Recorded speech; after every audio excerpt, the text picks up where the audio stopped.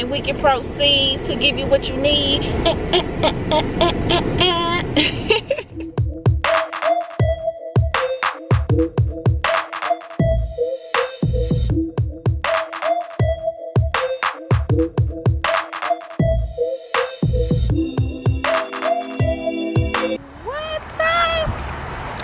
What is up, family? Listen, I missed y'all so much. I have not vlogged in a couple weeks because it's the end of the semester, y'all, and it's been crazy. But I'm headed to go see my boo, my daughter, Morgan. We about to go get some drinks and do open mic night. Who's excited? Y'all, I'm so happy it's the weekend. But honey, it is hot here in Tejas.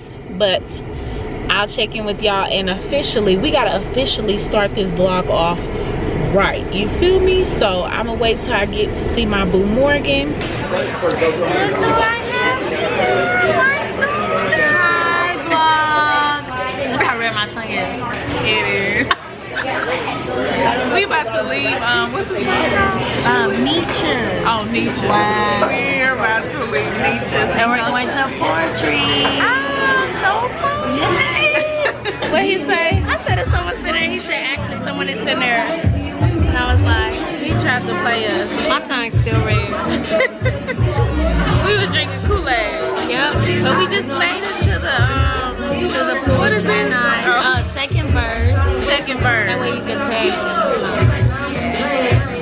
It looks really cute in here. It looks like a little wedding. Look at the line. Okay. This low-key look like they about to have a wedding tomorrow. Look at the line, y'all. I want to give me something to eat because I haven't eaten it. Okay, if you want to get in line, I don't want to wait in line. So unfortunate. Maybe the line will go down. It will. It's like, let me count them. Okay. It's a whole bunch of people, y'all. They getting their drinks and their food. Alright, DJ. Yeah, it is kind of a big surprise. I don't know. It's a throwback song. And we always do this, so me and my regulars, we're gonna talk about it. We got 4 things. We start with chicken fingers. We got chicken fingers and fries, chicken wings and fries, hamburgers and fries, body roll and fries. That's the best one. Get it in your life. Hand to God, broken rib cage, heart ripped from chest. She asked me, why do you act this way?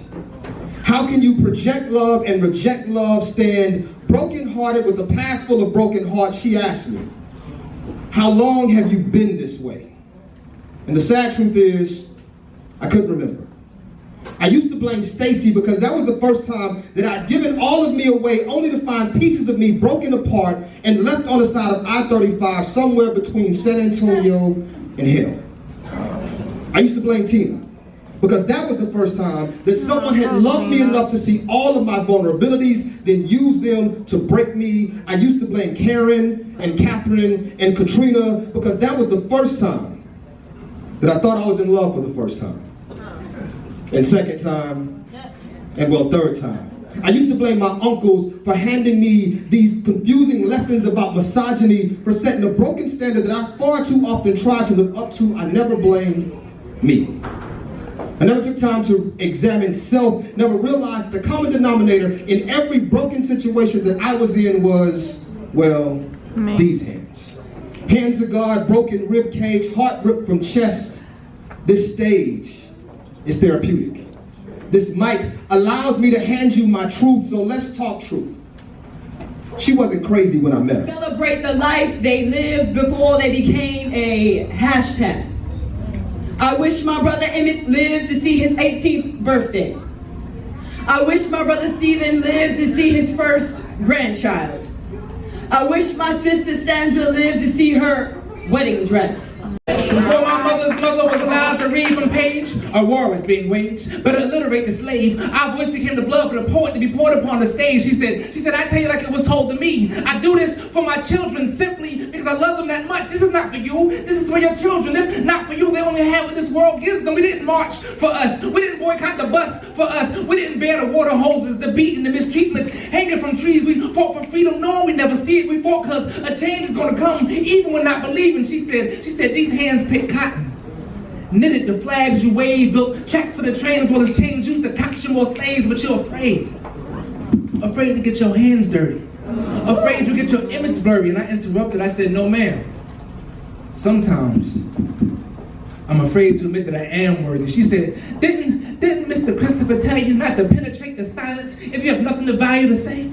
I feared lynch mobs, not my own reflection. We didn't cower for our own protection. We feared those in power experimenting on us with infections far worse than lethal injections. 4 generations of messiahs sacrificed so that you could have a life, and still, we found no peace in the afterlife. And I was standing there with my grandmother's spirit dancing before me. She said, my child, what is it that you're fighting for? To live is to be at war with life, dying to survive it. With my time, the revolution died. It's up to you to revive it. Refuse to be silent. There's a light. Run inside it like I did and fight it. And as she spoke, holding back tears, I choked. She disappeared. The smoke cleared. In my bed, my body reappeared. I opened my eyelids and I awoke. Good morning. Not sure where we left off last night, but I had so much fun with Morgan. Y'all have met her before, but it's Saturday and I am up. It's about 7:20 and I'm headed to work. But you know what? I'm not even gonna complain about it because I remember a time where I could not find employment and that was a really, really low point in my life. So if my supervisor needs me to come in for a couple hours on a Saturday, I'm not gonna complain because I know, 1, this is temporary. 2, I will eventually be my own boss and make my own hours. But 3, I'm just gonna live my best life and do my best job at the job God has blessed me with. So I'm very grateful for that. So I'm headed to work. Not sure how much I'm gonna get to vlog there because it's gonna be super busy. I think they're expecting over 9,000 or 10,000 students on campus today, so that's gonna be interesting. But I'll check back in with you all a little bit later. Hey guys, I don't know if this is the best lighting, but so I got home a few hours ago. I'm actually getting ready to film a makeup tutorial. And I thought I'd show you all kind of how I get set up. Typically my lights are already up, but since I think by now you all will know that we just moved, so I had everything kind of packed up. I haven't really unpacked my beauty room that much. I mean, I've unpacked like basic makeup stuff that I use every day, but not the whole thing. So just trying to get my lights situated, so I thought I'd show you how I set that up. And I can do like a really in-depth video on like the tools and stuff I use, but this is just like a sneak peek, I guess. That's pretty much it. I have these 2 lights and I put, sometimes I use the little cover, sometimes I don't because it just gives me better lighting. And this is my little makeup space so far. These are actually all the items I pulled from my Alex drawers going to be using for this tutorial, so that's really convenient. And then these are like my little brushes that I'm gonna be using, so I kind of like to sit everything out on my table first so I can just grab as I film.